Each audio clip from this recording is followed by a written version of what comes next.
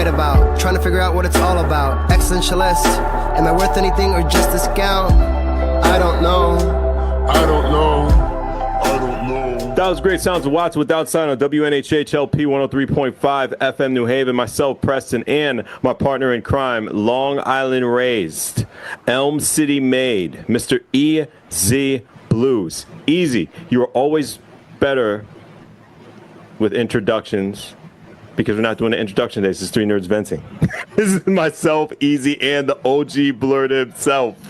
It would be three Nerds Venting without him, the super villain to many, even though I feel that I'm the super villain right now because I messed up. The superhero to the ones that matter, the one, the only, the professor. Overrated, underrated, waste of time instead of myself. We're going with parenting myths, unnecessary pressures, or outdated expectations. For overrated, underrated, waste of time, parenting myths, unnecessary pressures, or outdated expectations. Professor, I'm going to go with you first. Okay, so my overrated one is like the watching your own kids thing. It drives me crazy. Like, those are your kids. You're not watching your own kids. Yeah, you're not babysitting your own kids. Those are your kids. Spend some time with them. Knock it off. Yeah, why I have to watch my own kids? Knock it off. My underrated is making the plans. Like, I love thinking of stuff like for the summer for me and my kids to do.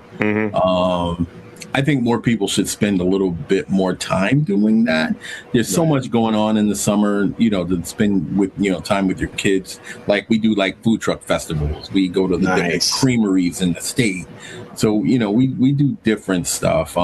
There's a few pools in my town. I think like 5 pools in the town, and they're all nice, by the way. It's cool. It's stuff like that. Let's make some plans, I tell you what, it keeps my kids off their devices.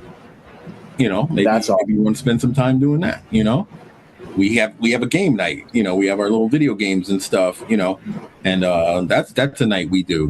My daughter's going to be inviting her friends from college, and we're going to do a whole game night. We have the arcade games, we have the consoles, so it's going to be fun. And my waste of time, the thought that your biology makes you a father, like.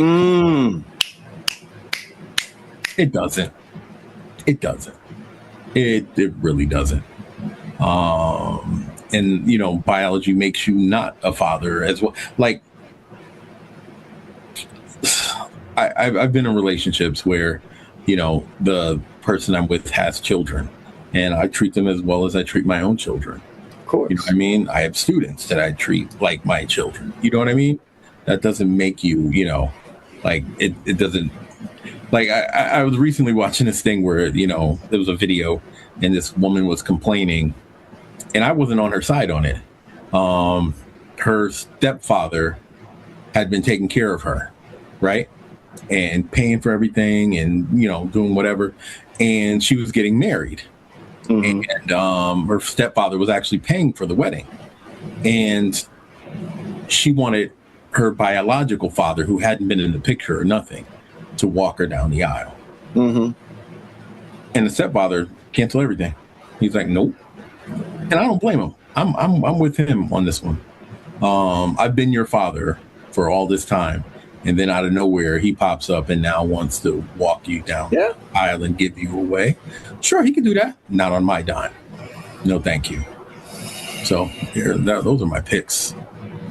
EZ BlueZ, overrated, underrated, waste of time, parenting myths, unnecessary pressures, or outdated experiences. It's super, super interesting because there's a lot of parallels between mine and the professor's, period. We cut from a similar cloth when we have that type of aspect of it. I cannot stand when any parent, and I'm going to say any parent because I actually got to live the other side of that.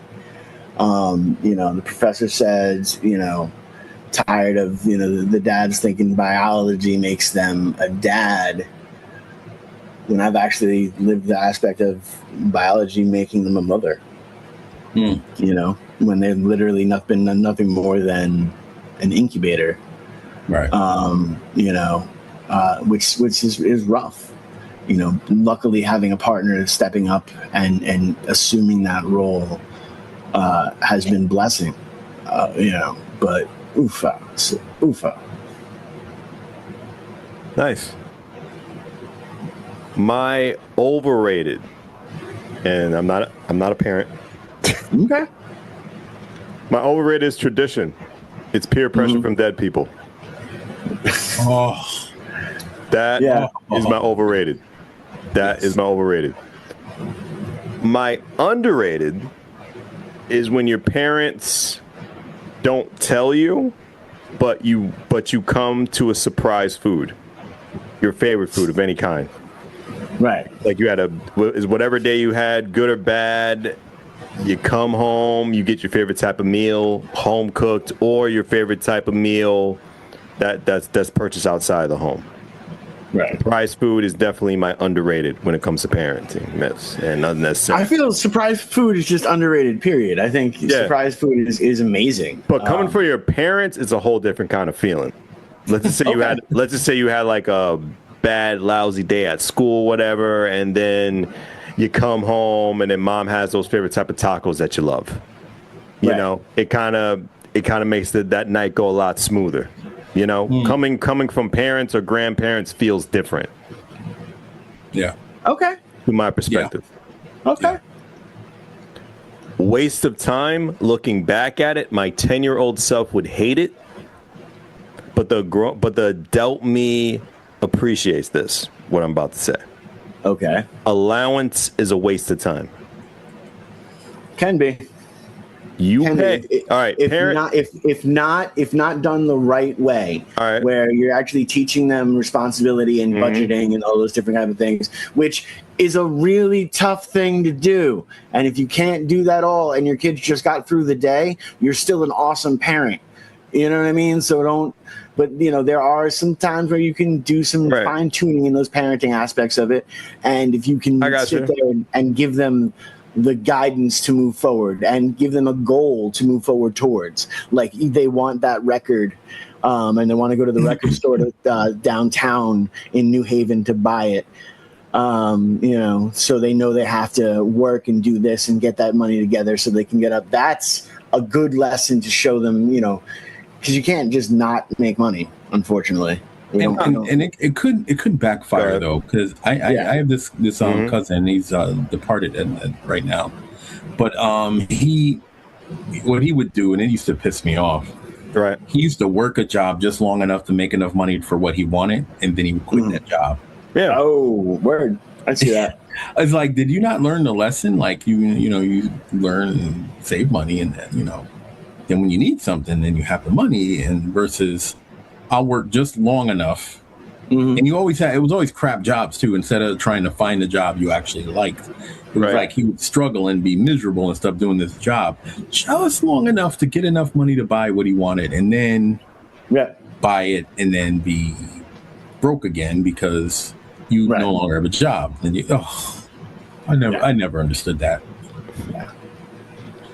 Me either, but you both have valid points outside the. I think it's a double-edged sword. Both of you have valid points. One, I don't think it's difficult to learn money saving habits if done right and done early at an early age. Like to say if you learn like about 8 or 10 years old, the benefits of saving money, that's going to benefit you at 15, 16, 17, 18, and 19. Definitely miles ahead of everyone. Yeah.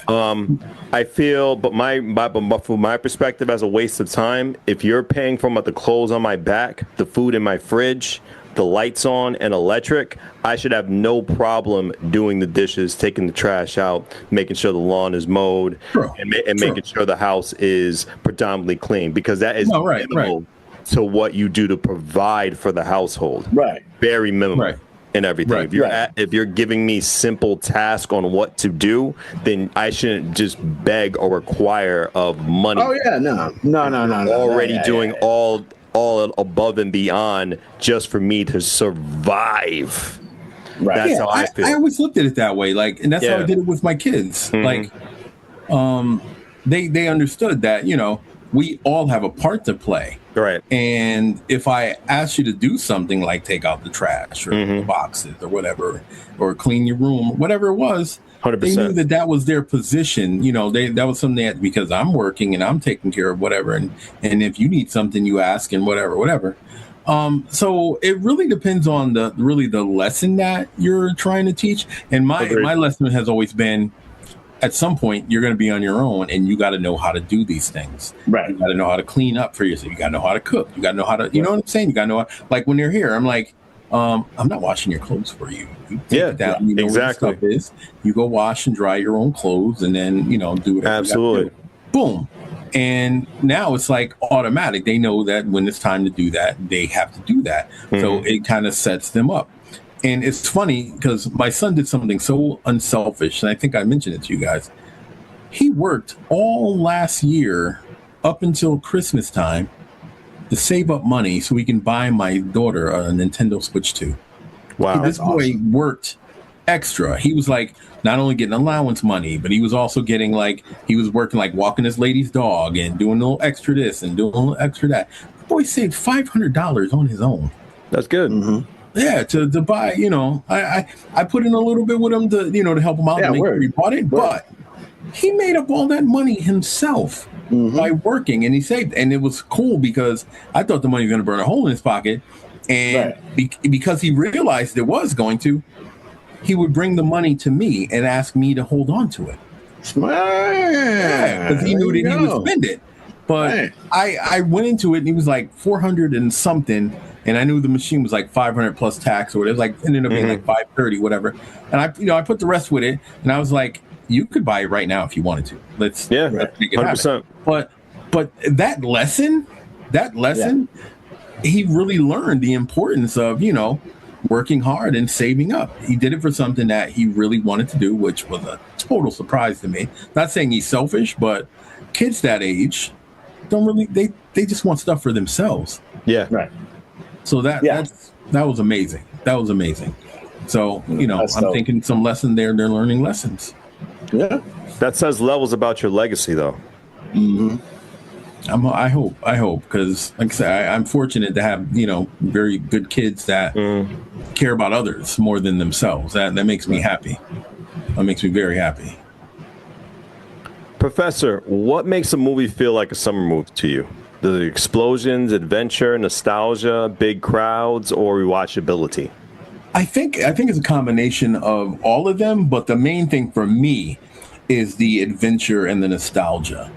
There has to be something, you know, kind of familiar or something that allows me to connect to it could be the storyline, it could be something that's like a, you know, callback to something in the past, whatever. But there has to be something there that helps me connect to the movie. And if it's the adventure, you know, reminding me of something prior or something, you know, something nostalgic. Like I'm a big hater of reboots. I'm a big hater of reboots, especially with movies that shouldn't be made over, that are ruined because they were made over. Right.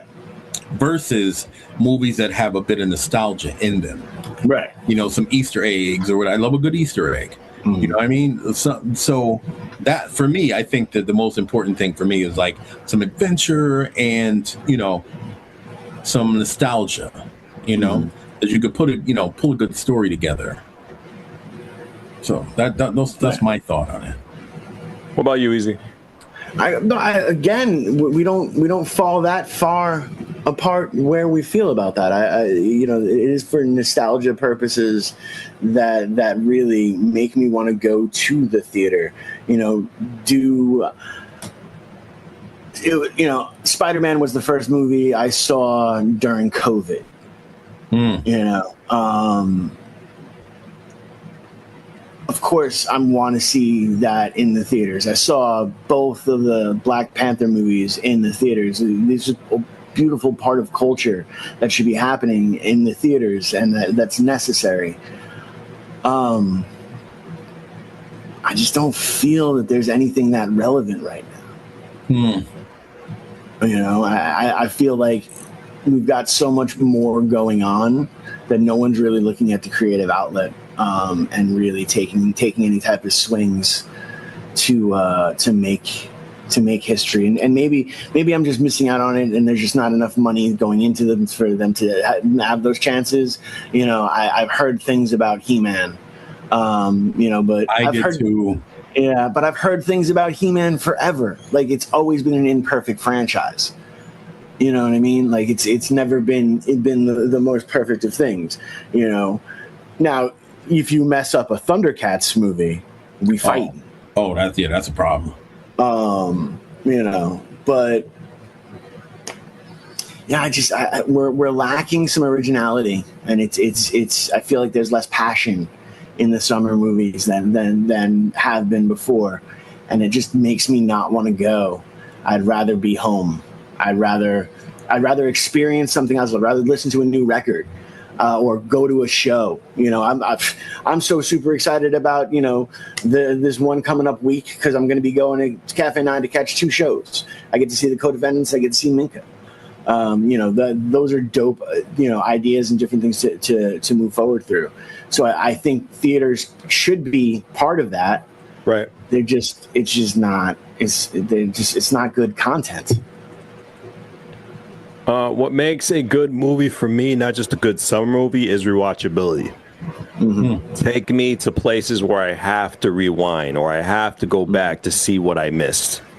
I think Dark Knight was a perfect example. It was it was one of the first movies I actually rewatched and rewatched, not because of Heath Ledger, just because of all like the hidden Easter eggs they have within the film. And if I miss something, that's something I may catch in the next film that's going to come out soon, or maybe there's stuff that's tailor-made to each of the actors who portrayed these characters, these amazing characters. So just going back and forth and seeing that for the very first time, it gives me a new perspective. And I got introduced into more scenes as I rewatched the movie again, which I love about rewatching movies. I think that's what kind of... I think that's why I love the Marvel movies, the MCU movies so much. Right. It's because of the amount of Easter eggs and stuff. And if you watch it a few times, you'll catch, something different every time. And then the after credit scenes to give you even more Easter eggs. I think that's really, really what I loved about them. My disappointment, not in them, but in like certain movies. Like, I used to be a huge horror movie fan. Okay. But I lost it when it became just a whole bunch of jump scares. Right. You know what I mean? It's like, how did that take over? And I get it, YouTube and Instagram and like the social media thing, where that was kind of like prevalent and stuff like that. I get how that can make, it's a fast jump. It's a, they got, I get it. But that doesn't fit with a movie to me. Like, there has to be a build up. It has to be some thrill, a thrilling, thing that wine and dine me first. Romance me a little bit. Get me there. Get me there. Don't just, and again, I get it. They do the jump scare movies for like the people that have the, low attention or whatever, that we got trained during COVID for like social media. I get it. But still, take some time. One, stop rehashing movies that you're bringing back movies that are, 88 years old, thinking that you're going to remake it and, you're going to recreate the magic. You're not. The second thing is, not everything doesn't have to be a jump scare. Like, I wasn't afraid of Bela Lugosi as Dracula because he just, boo! He didn't do that. Right. It was again, it was you watching it and it building up to his menace. You know what I mean? It was building up to that. The Michael Myers, the whole Jason thing. It was building up to the menace. That's what made those movies scary. It's like, you heard there's a problem. The problem, you got like bits and pieces of stuff going on. People are disappearing. People are getting whacked, whatever. And then you get to the big reveal of like, oh my goodness, this is why it was such a threat. But now it's like, boo, I got you. It's like, come on, man. Like that's not, I stopped watching horror movies as a result of it because they're not even scary anymore. It's like a little jump and it's like, okay. I did watch the latest Scream. It wasn't bad. Wasn't horrible. Did it feel like it was? It felt like a Scream. It felt like the Scream movies. You know what I'm saying? I knew it was going to be stupid. I knew there was going to be moments where I was going to be like, well, whatever. I knew there was going to be, oh, she's running upstairs. What a moron. I knew those moments were going to be there. That was going to happen, but they played them off very, very well. And they were phenomenal using sound for their jump scares. Like, they built up the suspenseful music just enough to get you to that point, and then boom, with a quick payoff. That's what I'm talking about. Right. So I blame The Nun. Remember that movie? Blame The Nun? Remember that trash? I blame A Nun too, that was but the for first other reasons. But that was the first jump scare movie, because they got it from social media things, little shorts or whatever. And I blame that one, because that was introduced, and now it's like, oh, that did so well, let's make whole movies about that and jump scare people. And come on, man, like, where's the creativity? Where's the it's disappointing. Speaking of disappointment, what's the most overrated summer blockbuster of all time, Professor? The most overrated? The Barbie movie. Okay, I never saw it, so can't talk about it. Neither have I. All right, and I will never. All right, never. Easy, go right ahead. Well, no, I saw it. It was awesome. I completely saw it. It was awesome. I loved it to death. It had a great story. It highlighted how stupid people are stupid, and that's all the best parts of everything for me. But I have to say, the one that I've never seen is Titanic. I knew how it's going to end. I'm good. I don't need to see it. Enough of you people have seen it. It's become part of your culture. I've heard your song 1.5 million times. I don't care. My intention won't go on. So as long as your heart does, that's all that matters. Sad. I can't unsee that movie. Yeah. What a waste of film. Oh my God. Easy. If everyone were forced to watch one movie for this summer, what movie would you choose? For the summer? Yes, sir.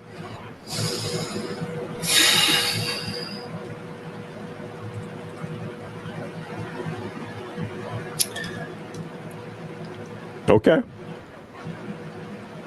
It's going to be one of the Bill Murray movies. A Bill Murray movie, all right. It's going to be one of the Bill Murray movies, and it's probably the one that no one's going to think about the most, but it's probably my favorite Bill Murray movie. It's Lost in Translation. So well done and so awkward and realistic, and sitting on the commercial set with the not whiskey, pretending that it's real whiskey. Hey, kill me. That's just such a beautiful moment. So yeah, I'm going to say that. Fair enough, Professor. Your pick.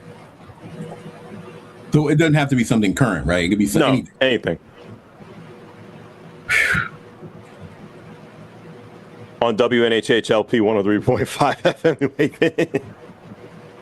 Now that puts it in a different perspective. I had something that's current, but no, I am. One movie that I think everybody should watch in this summer, just because he's immortal.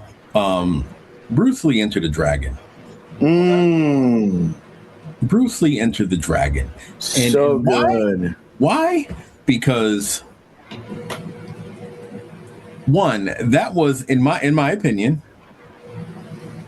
that was a perfect crossover movie from the old, Run Shaw movies, the Golden Harvest movies and the Shaw Brothers.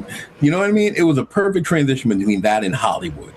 That was a perfect blend of a Hollywood movie and those old, Kung Fu Channel 5, Kung Fu theater movies, type of genre movies. This was the perfect blending, right? And the storyline was solid to me. The action and the set pieces were beautiful. You got a little bit of everything in this particular movie. And I appreciate this movie mainly because, I mean, not only, again, was Bruce Lee a superstar well beyond his years, right? But, you know, his philosophy during the movie, like the different things that you learned about life just from listening to him. It's like a finger pointing away to the moon. Don't concentrate on that finger or you'll miss all the heavenly glory. Come on, man. You know what I mean? Like, the jewels. This fist doesn't hit. Like, I don't hit. It hits by itself. I mean, come on. You are missing some definite jewels, like just by listening to him. And man, I got to tell you, it's the precursor to the MMA. You know what I mean? Like the movie. Yeah. The movie was also the first time you saw in cinema, if I'm correct, and I could be completely wrong and just made this up in my own head, but the first time you saw the good guys wearing black and the bad guys wearing white. Interesting. Because that was supposed to be a philosophical statement. Yes, Bruce Lee had put together. Now, again, supposedly it also it wasn't completely made up. No, it wasn't. But yes. Because there was some movies that predated that did that same thing. But yes, that's interesting that you point that out. Yeah, you know, everyone's very interesting that you point that out. That was actually a very significant point in the movie. Yeah. So, oh my goodness, what a great movie! I think everybody should have an opportunity to watch it. Just man. Just to catch the dialogue, just to also understand the journey that he was going through. The concubines. Yeah. Yes. Yo, they were lethal. Bruh. They were lethal. Bruh. His daughters, right? They were lethal. Bruh. What a great movie. Fun fact that I didn't know about this. Go right ahead. Jim Kelly originally turned down the original part of the movie where he had gotten beaten by Han. He was supposed to be killed in another way in the movie. And he was like, nah, I'm not going out like that. So they had to rewrite parts of the movie to allow him to go out in a way that was, you know, he still died, which I don't think he should have. I think John Saxon should have died. But they already played John. So apparently John Saxon thought he was the lead of the movie, not Bruce Lee. Of course he did. And when he got there, he was going to turn it down. But when he saw Bruce Lee in action and how he was doing, like, you know, handling the stunt choreography and everything, he was like, oh, okay. Like, touche. I get it. He was wondering why he was getting paid less than him. When he was like, I mean, heck, I get it. You were Maskatron. I get it. Yeah. But no, this is Bruce Lee's movie, sir. Sorry, just froze there for a second. Oh, word. I apologize. That's on me. All right. Which fictional, if I could barely speak, universe would be the most fun for a summer vacation? Jurassic Park, Back to the Future, Ghostbusters, Men in Black, Goonies, or your very own pick? I'm going to go first. Okay. I'm going to say the Goonies. I'm just not going to go in the forest. It'll be a normal world. My God, this is the best part of Goonies. I'm not going in there. It'll just be a normal everyday world. I wanted to get some stuff. I'll be avoiding everything. It'll be just like another day. Jurassic Park got the dinosaurs. Back to the Future, I don't know where you're gonna put me in. God forbid. Ghostbusters, it's self-explanatory. I'm not dealing with the ghost. Men in Black, I'm not dealing with the aliens. Goonies, I just don't have to go to one spot. Right.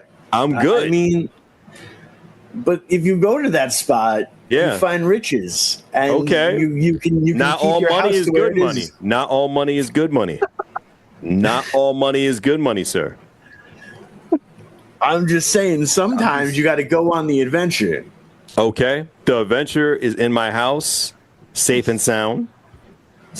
Maybe a little. Maybe I'll turn the TV up a little loud. That'll be my adventure. But I'll be safe. So I'll pick the Goonies universe, and I'm not going in the forest. I'm not dealing with all that. Those kids dealt with too much. Don't worry, wrong. They succeeded, but they dealt with too much. Too young to go through that. Too young to go through that. Professor, I'm going with you. I thought about this for a minute. And my own pick. I wouldn't mind spending a summer in the Marvel universe. Okay. Just watching stuff like I'd want to be obviously one or two things. I would want to be one of the heroes and joining, I'd want to join the Avengers for a little while. Or be a bystander that didn't get a truck dropped on me. I just got to see the action. Right. I could just imagine the events of the New York when the aliens hit and the Avengers were like going ham trying to stop them, this entire army. Just being able to witness it. I know there was a lot of destruction and carnage and everything that was going on, but to be able to actually witness it, like watch it all happening in front of you and realizing that, super people really exist. Yeah, that would be, would be dope. Yeah, that's like, if I can't be one of the super people, just watching them like doing stuff would be just the majesty, how amazing it would be to witness it. Like, like I don't know if we'll ever get to that point. I know it's all fantasy and stuff, and fiction, whatever. But just imagine, you're walking down the street or you're driving somewhere, and you see somebody flying, or lifting a truck, or just man, let's be able to witness that. If I could do a whole summer, just that's all I'm seeing. Oh heck yeah, I would love that. I would love that. Or if I get to stop a supervillain, that would be also cool. That'd also be cool. Easy Blues, your pick. Oh boy.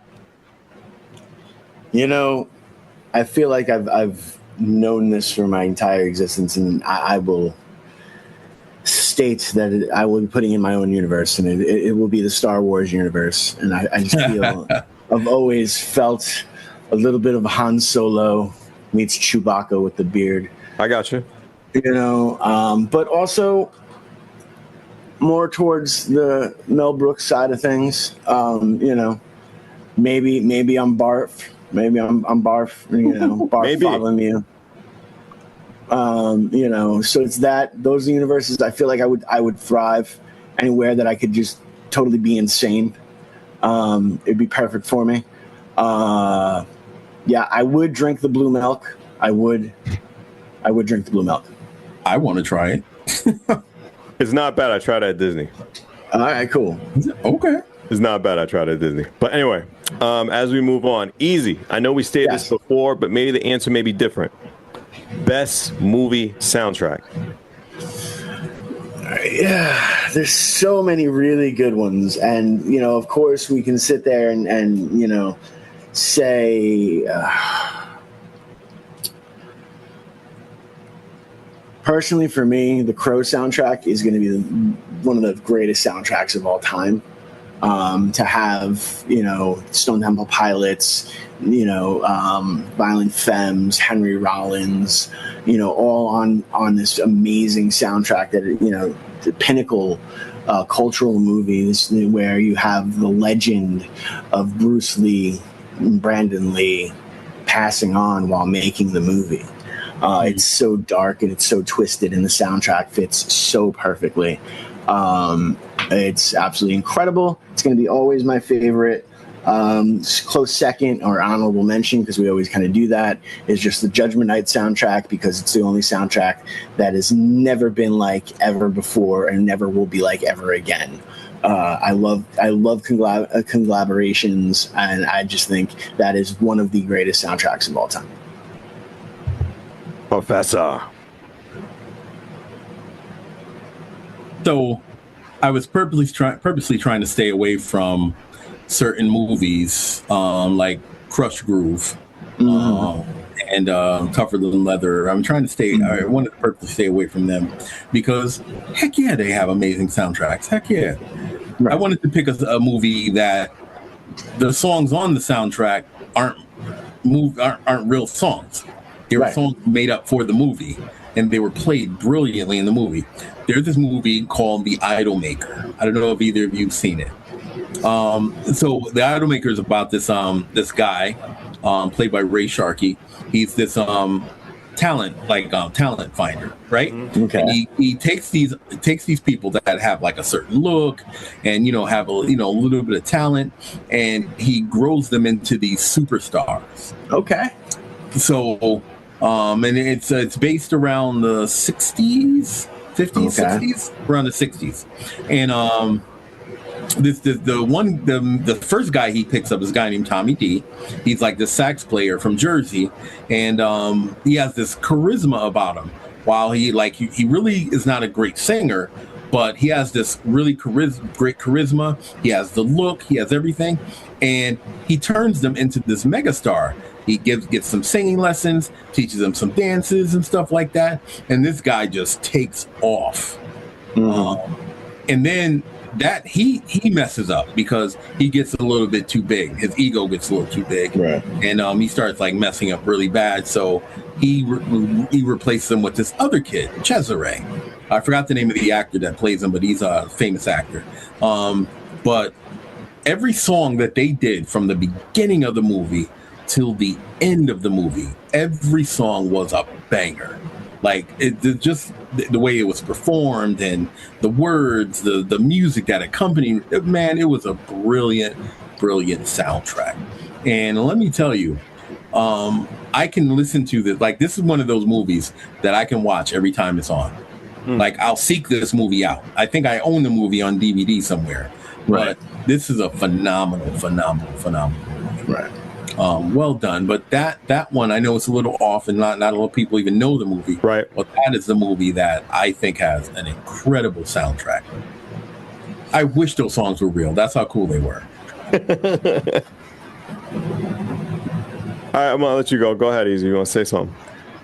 I do. I have one more honorable mention. Yeah, That go is ahead. such a phenomenal aspect of it, and again, probably no one has seen it but me. Okay. And maybe 4 other people, but August Rush. Such a good movie, such an incredible soundtrack. The movie was all about music, and to the point where Robin Williams actually has the Circle of Fifths tattooed on his knuckles. Wow. Yeah. Robin Williams plays like a Finnegan type of character.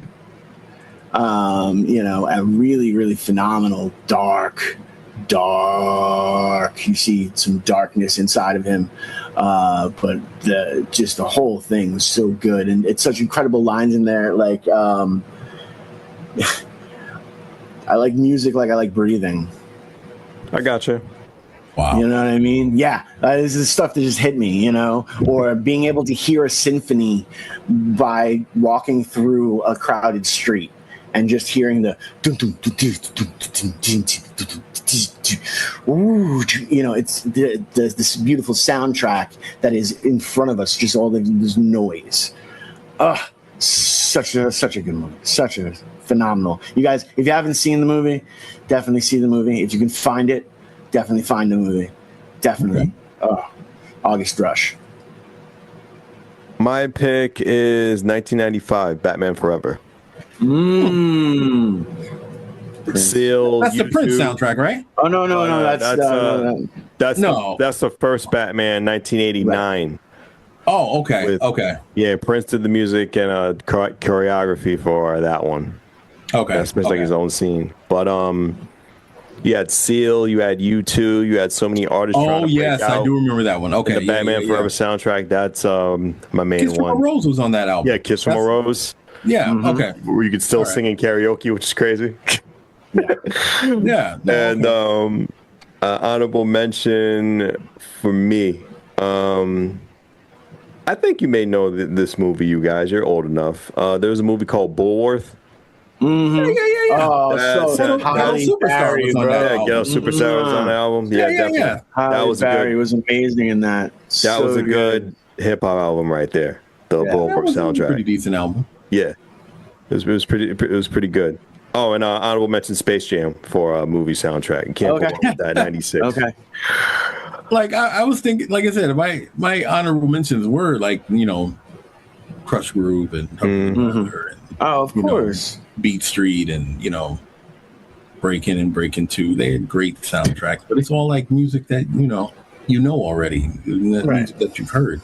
So I wanted to go a little wild and stuff, and like I said, the Idolmaker just does it for me. Like I said, I can go on YouTube right now and like just listen to the songs and hear the performances. They're phenomenal.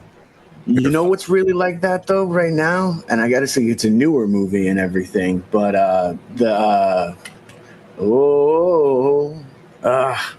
what is it? The one about P.T. Barnum. Oh, The Showman? Hugh Jackman? The Greatest Showman. Greatest Showman? Yeah. Yeah, that soundtrack is just so good. And it's just the whole thing is done so well. Music done in a good way in a movie makes me happy. I said I would never watch the movie, but I ended up going on. I was on vacation. I was in the Dominican Republic, and the resort I was at, they had like theater, so you can go like see live shows. And I went there, and they were doing The Greatest Showman, and I was like, all right, fine, I'll watch it. And it was phenomenal. It was so good that prompted me to watch the movie. Right. And I was impressed because the show was amazing. Yeah. So, I agree. That is a really, really good soundtrack. Yeah. Really, really good soundtrack. A movie you love that you will stand on, but no one else likes it. Easy Blues. I can finally say the name that shall not be said. Say it. I will 100% stand by this. Okay. With my full show enough and Bruce Leroy in full effect. On WNHHLP 103.5 FM, The Last Dragon is your pick. Yes, it is. I have to. And you will stand on that movie despite what people feel about it. It is so wonderfully exploitation. It's horrible. I love every aspect of it. It's got Ernie Ray Jr. Wow, yeah, a lot of stars. It's got the wannabe Cyndi Lauper. It was so good. Oh, so good. Professor. Oh man, look of shame. So mad. All right. I'm being respectful. I appreciate it. I'm gonna be respectful, so I'm gonna leave it alone. There's a Marvel movie that people really crap on, and it's sad because you really didn't. It wasn't her fault, and two, it came out it should have came out way before they put it out. It was supposed to, but they, for whatever reason, didn't release it. Yeah, stalled. And I think it really harmed what this movie was supposed to do. The Black Widow movie. People don't give that movie too much of a shot, but that movie was written well. It had incredible backstory about the Red Room and the Black Widows themselves. It fit perfectly in if you looked at the timeline of when it took place. It introduced us to two really great characters, Yelena Belova and the Red Guardian.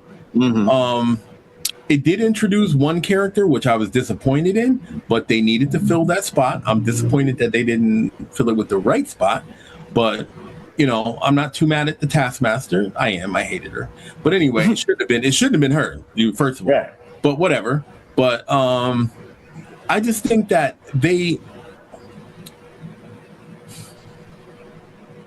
I think that if they had given it a shot and put it out when it was supposed to go out, then I think, one, it would have done so much better. And two, I think that this movie, again, if you figured out, if you played where it places in the cinematic universe, it was a perfect placement.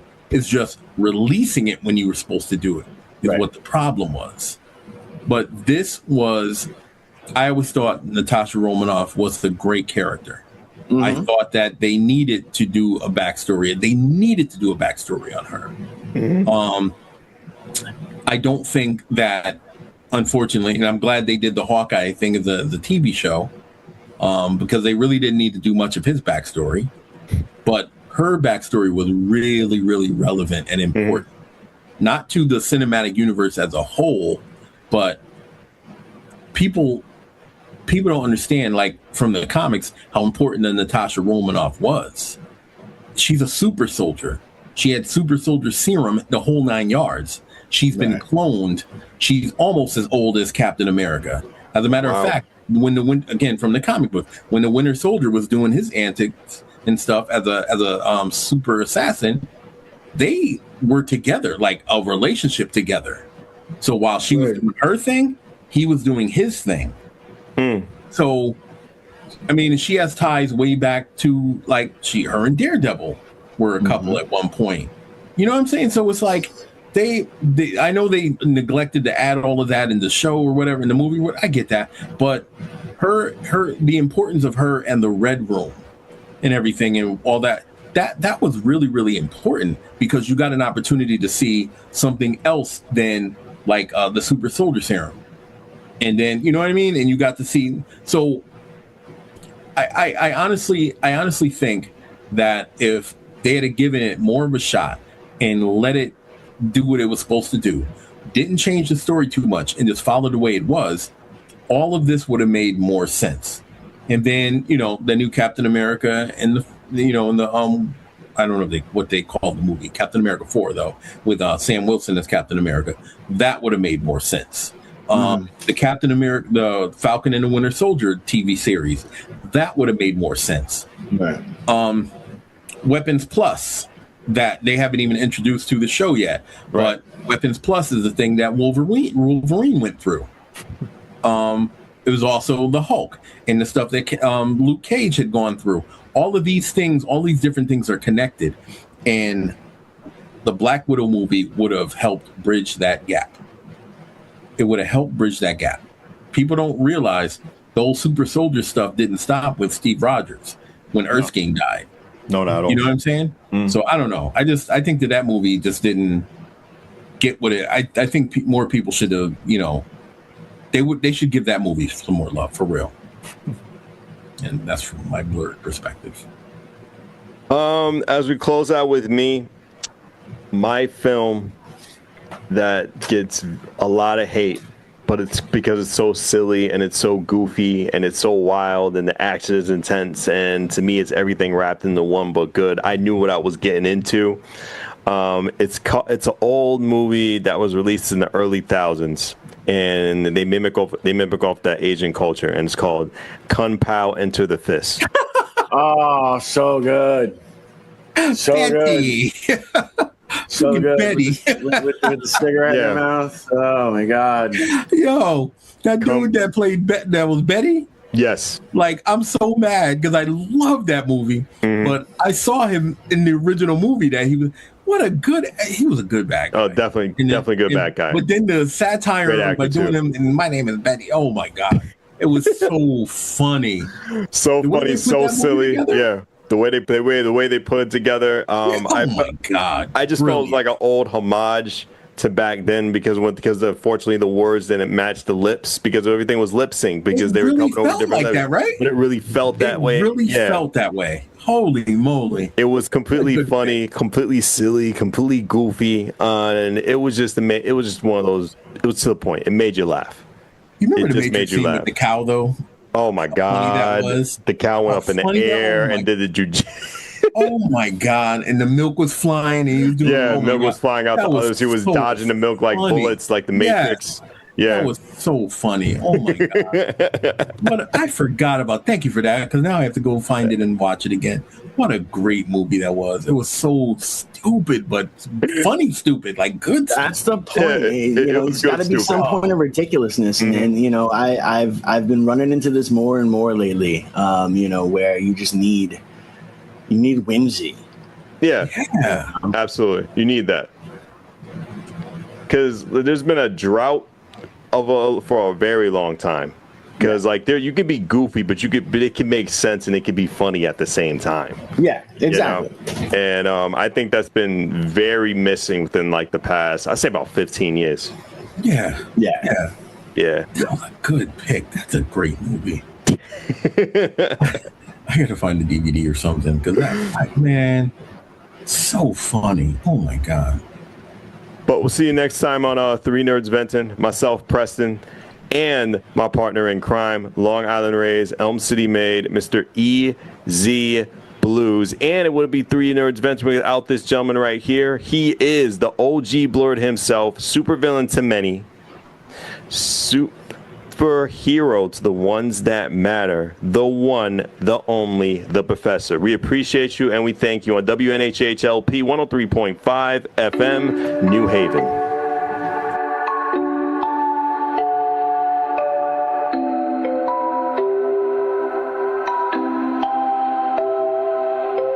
Wondering what to write about, trying to figure out what it's all about. Existentialist, am I worth anything or just a scout?